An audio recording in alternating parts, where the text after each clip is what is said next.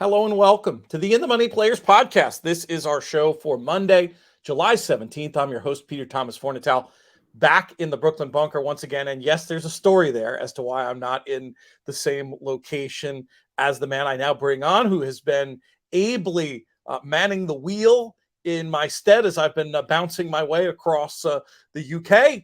You know him from the fantastic work he does on America's Day at the Races, his own eponymous Plus One podcast.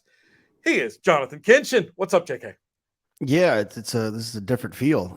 Usually I start these. I've recently been starting them with hello and welcome, and then I do my I don't know where Pete thing is, and I've honestly run out of things to say. I just kind of stammer now. I don't know where he's at, but it's good to see you back in the United States. At least you're close enough. You're in the same state, and it sounds like your arrival is still going to be a little delayed, but we'll be happy to get you up here as soon as we can.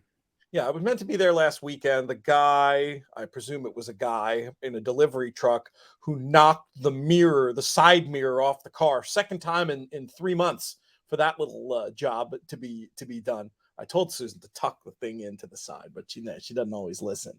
I'm not blaming the victim here, though. It was really all about the guy who knocked the mirror off. So Perrin and Susan were meant to go up to Maine, and once they were free and clear, I was good to get to Saratoga.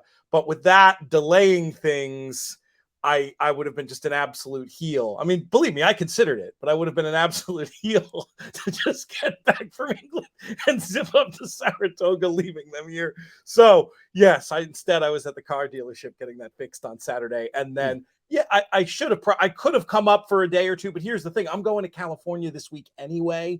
So it just made more sense to have a few Brooklyn days after being away for a month once I missed, especially missing that opening Saturday. But it looked like you guys were having a good time up there. It looked like you had some, rumor has it you had some VIP accommodations on Sunday.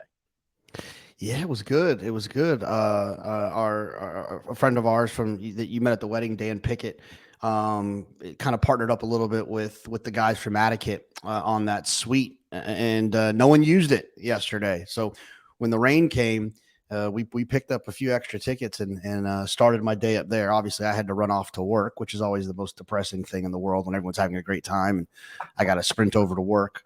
But no, we'll break out the world's smallest violin, JK, for what you and I call work.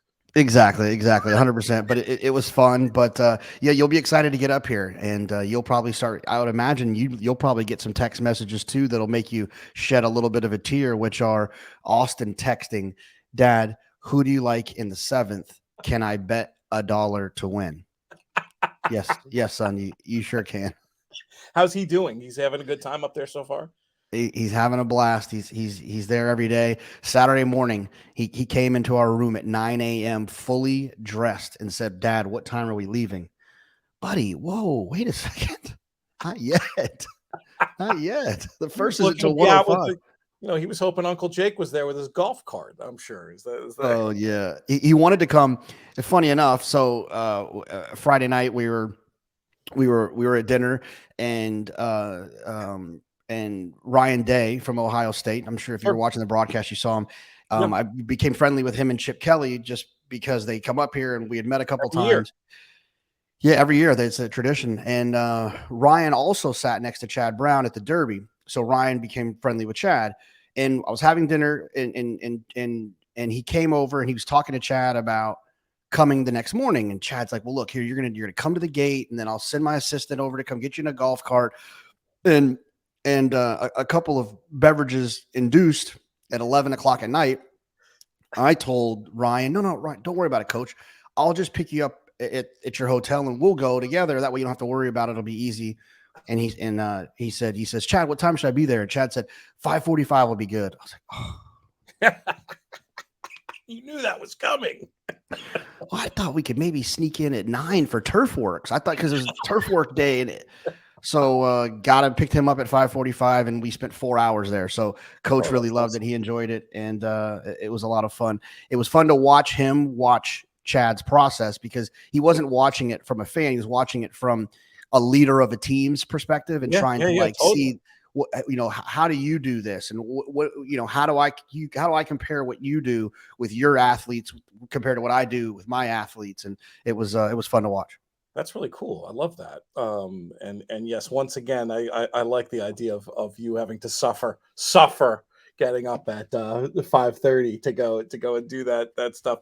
All right, I could spend the whole show catching up with you because we haven't talked in ages, but we've got a limited time frame today, and we've got some stuff to talk about, not just the normal recapping. Developing story. We saw the press release last night about the closing of Golden Gate Fields.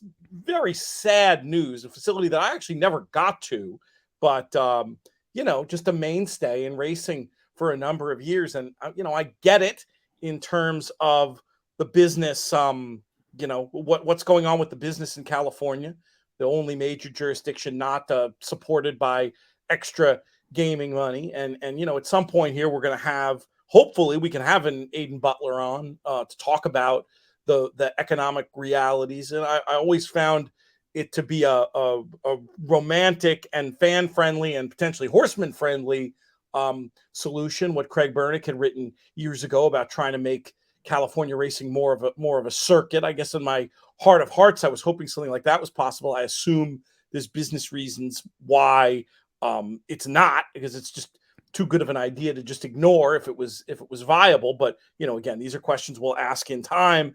But it certainly feel terrible for all the people who are losing their jobs as a result of this, and just have to hope that it's a decision that will ultimately lead to the safeguarding of racing in California. Because boy, it's this is a blow, but it's not like what the blow would be if Santa Anita were vulnerable. And it's if you believe the quotes in the press release, and I have no reason not to, it sounds like part of what this is to prevent and to safeguard racing in Southern California, which obviously is another order of magnitude important to the business. What were your reactions, JK, on hearing about this the closing of Golden Gate?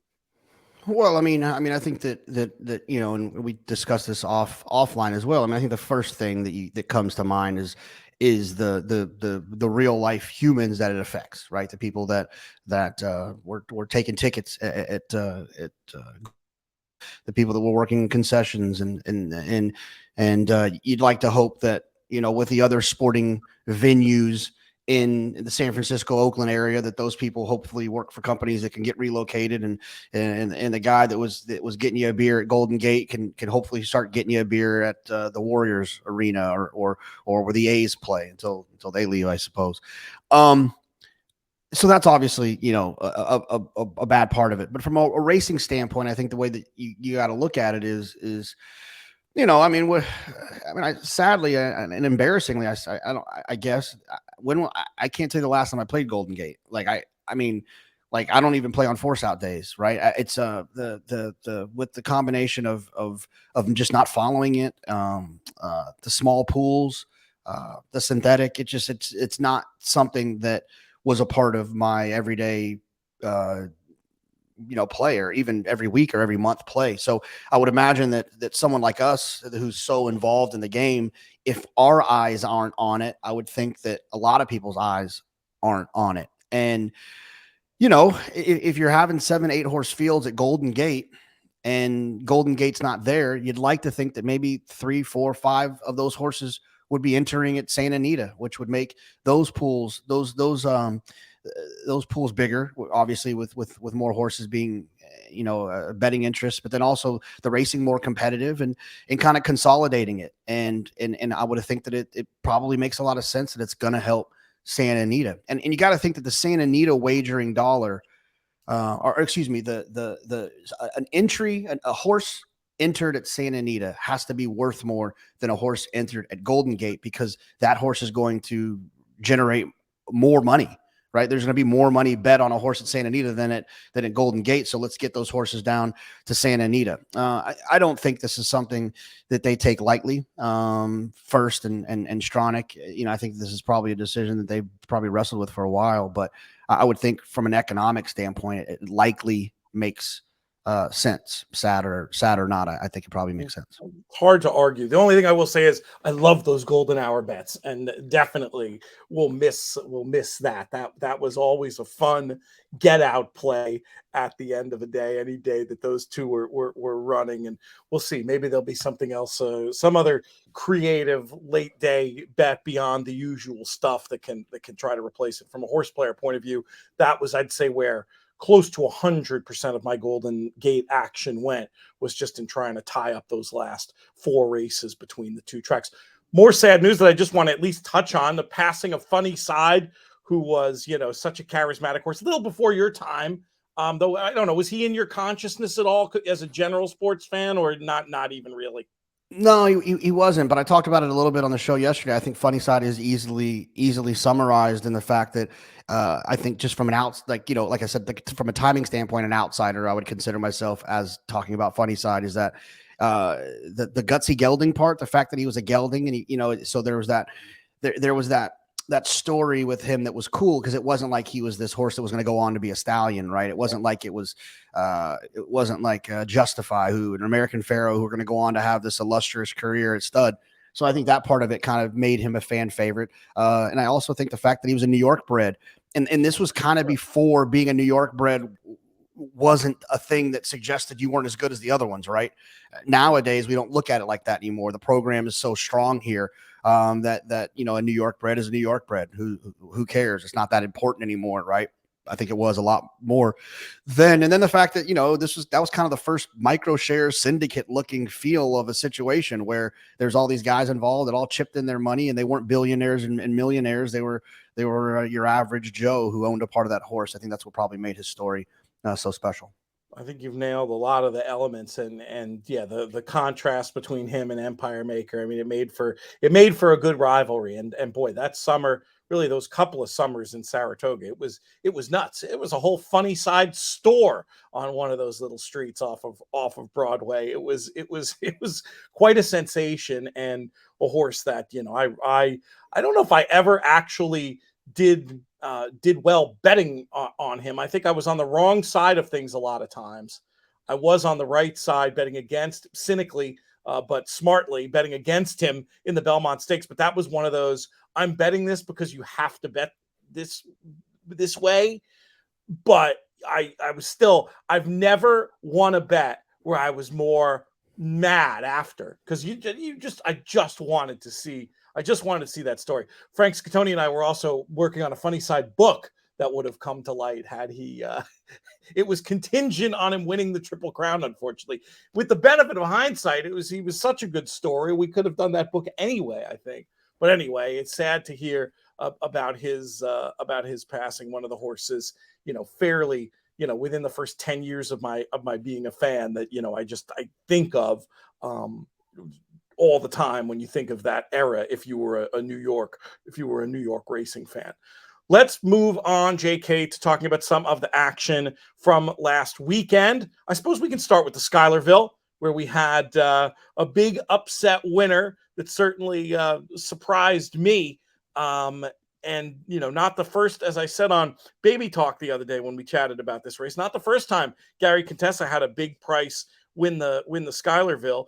What were your reactions to this race on Saratoga opening day? I don't know. I mean, I think I started giggling. On air?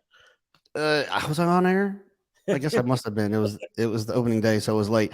It all runs together, Pete. You're not up here yet. You don't have the Saratoga cloud brain yet, but you'll get it when you get here. It's one of those situations where I singled Wine on Tap that day, and I thought that horse was the one that you needed to beat. And it wasn't because I thought Wine on Tap was a monster. It's because I thought the rest of the group wasn't that great. All right. And it wasn't a group that really scared you. There's a lot of slow figures. And I thought that Wine on Tap, because, Tappett's, and I'm not sure if you touched on this on Baby Talk, but, Tappett doesn't, they don't, this is not what they do. They don't win with 5-year-olds. He's only had in 5 years, I think he's had 16 5 furlong 2-year-old starters. and only a couple of them had won. And so I thought Wine on Tap was going to kind of take that extra step, getting that extra furlong. But honestly, talking to Andy Serling, he, who obviously follows New York a lot and saw Contessa as a trainer when Contessa was winning more than he wins now. He just kind of thought this was like a no-brainer for him. You have a good maiden. You're going to run against monsters in maiden races anyways. This doesn't seem like a tough spot. Show up here, run the horse. If he wins, you look like a genius. If he loses, who cares? Everyone thinks you're an idiot anyways. Like, you know what I mean? Like I put those, I paraphrase that. Andy didn't say that. That's my words. So it's like, who cares? You know what I mean? Like, and I think that it was a smart move by Gary, and a very sharp move by Gary to put that horse in there. And I think that it's put him on the map. You'd think that a couple more vans will pull up because of a decision like he made. And I'm not betting the horse moving forward. And to be fair, I'm not making any Serengeti Empress wagers, but I don't think the horse will win again. But look, it was a smart move. She gets the job done, Becky's Joker. 75 by her speed figure. And yeah, absolutely shrewd placement, and they get the money. Wine on Tap will no doubt regroup, and I wouldn't be giving up. I didn't see any obvious excuse. It wasn't the cleanest break in the world, but it might just be one of those things where, as is so often the case with Tappets, the time and distance are her friend. Yeah, I mean, she didn't do much running at all, but like I said, it wasn't a tough spot going in, and I don't think it's a tough spot going out. I think the buyer was 75. Yes. The maiden that day for Bill Mott that our friend CJ Thoroughbreds owns, I think ran an 80 figure that day. So like I said, I don't think it was a world beater race, but Gary Contessa and Becky's Joker got the money that day. Let's continue talking about 2-year-old races that didn't come back that fast. Won by long shots. Yo-Yo Candy wins the Sanford on Saturday with a 71 buyer speed figure, a race where I had given the race to Gold Sweep going into it. This was one of those funny ones on TV where early in the day I said, 1 to 2 is a good price. I got to feel smart for a minute when the horse is 1 to 5, but all over at the break, I think is the way that I would describe it. And Yo-Yo Candy gets a terrific ride and trip and gets the job done. I mean, again, probably not a race where I'm super excited about betting anybody out of it, given the overall figure. But you would still think Gold Sweep, based on that giant figure last time, would be the one with the most potential, I think, coming out of here. Fair enough? Oh, yeah, without a doubt. And look, it's one of those situations where, and I'm not trying to take anything away from Yo-Yo Candy and the connections. I mean, it's a really cool thing for them to win a race like that with a big price horse. And, and that's all great and dandy, but, Gold Sweep just goes to one knee instead of both knees, he probably wins. I mean, he was eliminated at the start, and to do what he did, to take all that kickback, and these are words from Richie Migliori that I had heard him say yesterday, that 2-year-olds don't do that. They don't go to their knees and then weave through traffic while eating kickback in their early in their career when they hadn't already done it before. The way that he ran prior, it was just an easy, clean, easy trip. And I thought that horse ran outstanding, and that's the one I want out of there based off of that. But that's what's great about Saratoga. It's what's great about racing in general. It's why you still get nervous when you're alive for a score to a 1 to 5 shot who gets in the gate, because although you're right that it's the best horse in there, it's racing and things can happen, and things happen to Gold Sweep. Yeah, stuff happens indeed, and we'll see. Yeah, I mean, ability wise, how would you rate Gold Sweep going forward? You probably have now, when you look down at that page next time, you're going to have a 90 and a 70. Closer to the 90, you'd rate, I assume, but all the way to the 90. I mean, does it give you any questions, or are you just going to almost put a line through that last race and be excited to bet Gold Sweep next time? Well, I think that as you get further away from that 90. there'll be other horses that run back that you can verify if the 90 was real. So you don't have to, you don't have to make the decision really. Like the decision will be made for you if the 90 is real. I think and then the way that he ran, considering the adversity, it makes me think the 70 is probably lower than what he actually did. But that's what the buyer speed figure is. The buyer speed figure is not trip dependent. It's a number, and then you take the number and decide how the number was earned, right? And if you want to give it some quote unquote bonus points. So no, I definitely think I want that horse moving forward, but we'll see when others start running back. Another race that may have been affected by stuff that happened at the break, but we're not going to give short shrift to the winner in the Kelso either. Casa Creed gets the job done again. A horse that I keep saying, oh, I don't think he's really is his best in a mile, and then he keeps beating me at a mile. He gets the 100 buyer speed figure. This was a good performance and in a race that I do think Annapolis not getting out of there smoothly may have affected the result. But, that's once again, same as in the race, the Sanford we were just talking about. That's racing. That's part of the game. And I'm not going to take anything away from the winner, a horse that, I know you always root for as well, even when you don't bet him. Yeah, look, this is a kind of a funny story. So, whenever we run into Lee Einsiedler, the owner of Casa Creed, he always gives Austin some ice cream money, and gives him some ice cream money. And he told Austin to root for Casa Creed. And so Austin's like, Dad, I want to root. I said, okay, bud, let's go to the boxes to watch it. We were, I got off early that day, so I was able to watch it. Let's go to the boxes and watch it. And then he said, Dad, should we root? Yes. Okay. Yeah, bud. Yeah, we're going to root. But I really like Annapolis. So maybe what we'll do is maybe we'll root like in a double where we use Annapolis and Casa Creed into Gold Sweep. And that way, he's like, okay, let's root. So we sit in the box and he's like, Dad, did we root? I said, oh my God, I forgot. They're loading in the gate. And I said, well, don't worry about it. Like, I'll honor it, your root, if it happens.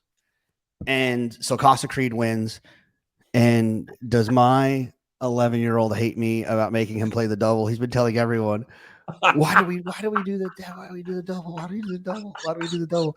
But we sprinted down and it was fun. I actually posted a video on Instagram of like I followed him, Austin, down to the winner's circle, and he was like he had some, he had a lot of hop in his step, and we got in the picture with Lee. So Casa Creed is a super cool horse, and I actually saw Lee last night at dinner, and I said, Lee, like, I know it's probably too late, but you should start really campaigning to get the Breeders' Cup Turf Sprint down the hill, because Casa Creed would not lose down the hill. Wouldn't lose. So, but I think that ship has already sailed. Yeah, I do think that's probably a little bit late to get that change made. If anybody could get it done, it would be Lee, but I think it might be out of even his purview. What do you think will be next? I mean, they thinking 4-star Dave? Yeah, I think so. Yeah, I think he is thinking 4-star Dave. And based on what I heard from him last night, I think that he'll be pointed to the mile on Breeders' Cup Day. So I don't think that he's not going to cut him back and try the 5, even though I try to convince him that I think with real pace going 5, Casa Creed could be really nasty. But he said he was pretty adamant that they'll be running in the mile. Interesting. Okay, that's good info to have. Who do you like in the rematch, Casa Creed or Annapolis? Well, I mean, Annapolis is always going to be dangerous because he's got that tactical speed, right? Casa Creed's always going to be a little bit compromised in terms of not compromised. That's not the right word. He's going to always be a little bit subject to getting a nice trip. But I think that I think Annapolis is still probably the more consistent type that you're going to get. And that's hard to say for Casa Creed, who always runs so well. The more dependable type, just because he makes his own trip. Typically, not on Saturday, sadly. Not on Saturday. Yes, 100%. You view that just as a random one-off, and you expect it's just one of those. He's not losing. It didn't look to me like losing his speed. It looked to me like bad luck. He just got sort of shut off and bumped out of there, and just the randomness of. I say it's the randomness of racing, and I'm interested in Annapolis right back. Yeah, completely agree. Sounds like you agree. Grade 1 action in the Diana, a race where when the turf came up mostly firm, I seeded any of my originally, if it was going to be like boggy turf, I was going to maybe try to take a shot against an Italian just because of all of her form coming on much better ground. But at the way it went, I pretty much said she can't lose, and she lost. Whitebeam, very progressive, not like it wasn't a fall out of the chair result. Chad Brown really took his time, as he so often does, just handled perfectly, looked set for a peak effort. I was thinking, oh, they'd be thrilled getting the needed grade 1 placing here. Well, they went better than that and got the nose down on the wire. My initial reaction to the race, JK, was that this might be a case of not using an Italian speed enough. But it was interesting hearing Chad Brown's quotes after the race saying he thought the pace was actually fast. So, he knows more than me, but I'm tempted to, I don't know. I still feel like an Italian might be one of these better, but might just be a little bit better with more of a take no prisoners attitude on the lead and getting, trying to get some of these horses off the bridle and not letting them be so close when the button gets pushed. Where do you stand on this? Yeah, I mean, that's my initial thought was, too fast, right? Slow or too fast? Yeah, I thought that they went too slow. I'm sorry. I thought maybe faster better. But, to your point, talking to Chad felt like, and talking to Irad as well, and I think even talking to Flavian, I think he felt like the pace was actually faster than it looked because the ground actually did have give. And it's confusing because Maggie went out and did like a little bit of like a kind of like a pre-race turf course walk thing where she put her Apple pencil into the ground and said like it only went in this far, like just like the very tip. So thinking I kind of thought, okay, maybe it is a little bit firm. So maybe just in certain spots it was a little bit softer.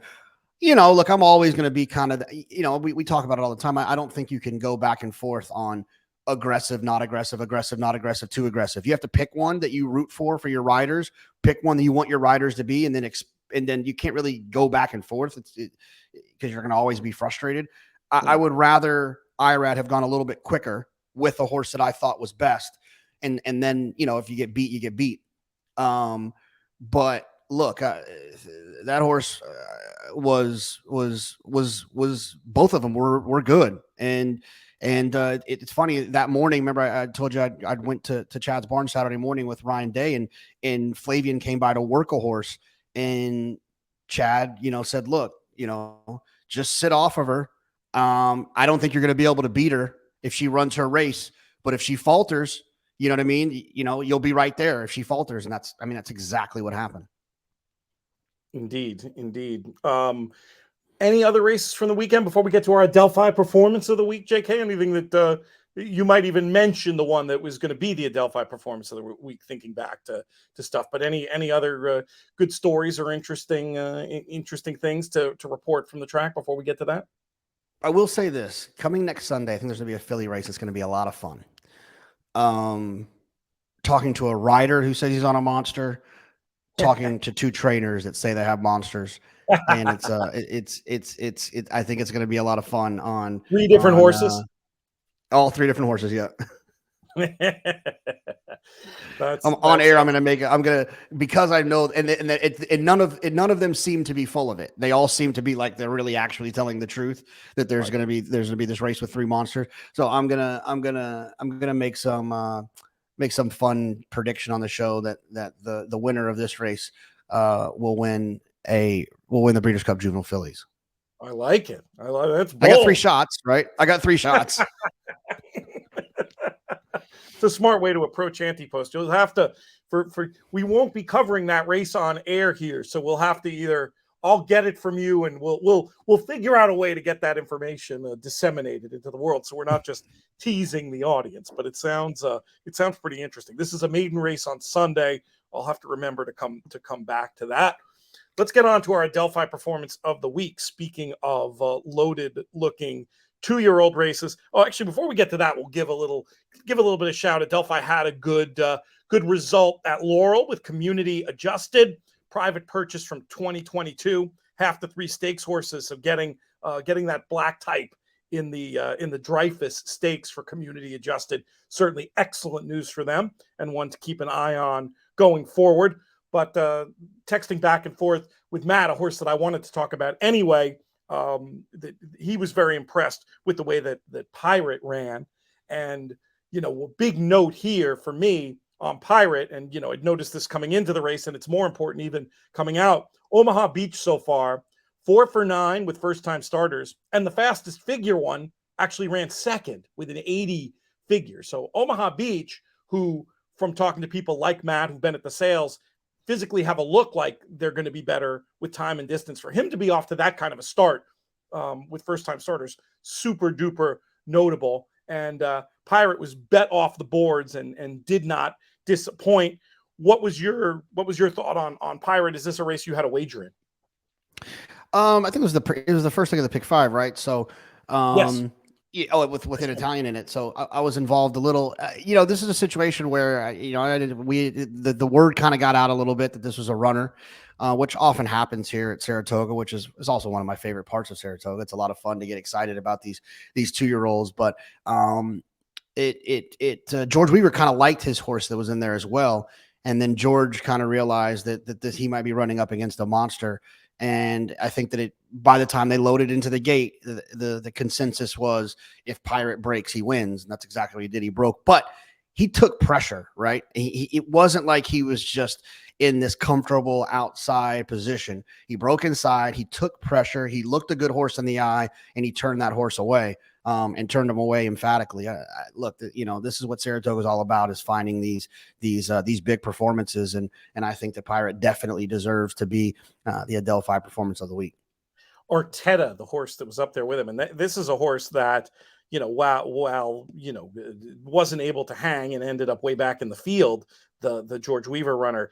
I mean, you look at the pedigree on that one, Take Charge Indy, Street Sense. I wouldn't rule out Arteta doing some good things down the line. But yeah, I would agree with you that based on the pace, and unfortunately for whatever reason, we don't have the time form pace lines yet, but I'm going to assume it was fast, and I'm going to be rating Pirate higher than the 77 Beyer speed figure earned. It sounds like you're pretty much in the same camp with me on that. Yeah, no problem with that at all. Yeah, to learn more about Adelphi and everything they have going on, Matt Kater will be there at the races most days. Very approachable. Whatever questions you have about getting involved in ownership, the Adelphi Racing website, very well laid out. I've been part of the team now for over a year. When we did, I've been so impressed that when we sort of re-upped and got Adelphi back in the boat, I made sure that we did part of the deal where I can get shares in more of their horses, because I'm really impressed with the level of communication and just the overall sharpness of the operation there. AdelphiRacing.com. Folks should definitely check that one out. So I know you have some fun summer camp preparations, JK. You ready? Oh, it's hoops. What's the hoops? Where's he playing? What's the story? Skidmore this week only. Skidmore basketball camp. So he's excited. It should be fun. Is it the same kids he's done it with other years? Are they getting kind of is it cool like that? Oh no, this is a different one. It's a different one. This will be the first shot. Have you guys rolled down to the Saratoga Ninja Lab at all? We haven't been there since early last season, but that's another one of I always love giving them some love because they do a great job down there. And that's a super fun kid activity day. And you can do you can do a whole camp. We did that in the pandemic, but you can also just sort of go and have the kids run around and have some fun. Yeah, we hadn't been back since a couple of years, but the guy's enjoying the track so much. He's just been rolling with us. That's awesome. I'm excited to get up there. This week on the network, we've got a ton. We've got multiple previews of the Haskell coming up. We've got one from a fixed odds perspective, and we're going to do another one focusing more on tote action. You going to be looking at the Haskell? You want to come on one of these Haskell shows with me? Yeah, for sure. Yeah, I'm let's see what yeah, I'm late on Wednesday and Thursday, so those mornings shouldn't be too crazy for me. Yeah. Maybe we'll do a little production meeting in the middle of the show. We'll book you for the tote one. We'll take a look at an all stakes pick 5 or something like that. That would be awesome. And then, of course, we've got Del Mar action. We're going to do a special show for Del Mar opening day. That's going to be fun. And then, yeah, I'm out there, so we'll have some good coverage. I'm looking forward to it. It's been a long time since I've been to Del Mar opening day. You must have done a Del Mar opening day at some point. Oh yeah. That's a wild day. Whoa. That's a wild day. I'm They looking they they forward. say they bust. They say they. A lot of times they say, you've heard the phrase, they bust them in. They literally bust them in at Del Mar. It's crazy. It's a wild scene. I'm looking forward, especially between the rain and the heat here in the city, to getting some good weather, some nice craft beer. It's going to be a ton of fun. All right, thank you, JK. We'll catch up with you later in the week. Want to thank everybody for joining us here. We'll thank our founding partners, 10 Strike Racing and the Thoroughbred Retirement Foundation. I was set to miss quick call day, a little bit of a rain out, but still, I know that I'm sure Kim was there generating interest and talking up the great work they do with humans and horses. For Jonathan Kinchin and In the Money Media, I'm Peter Thomas Fornatal. May you win all your photos.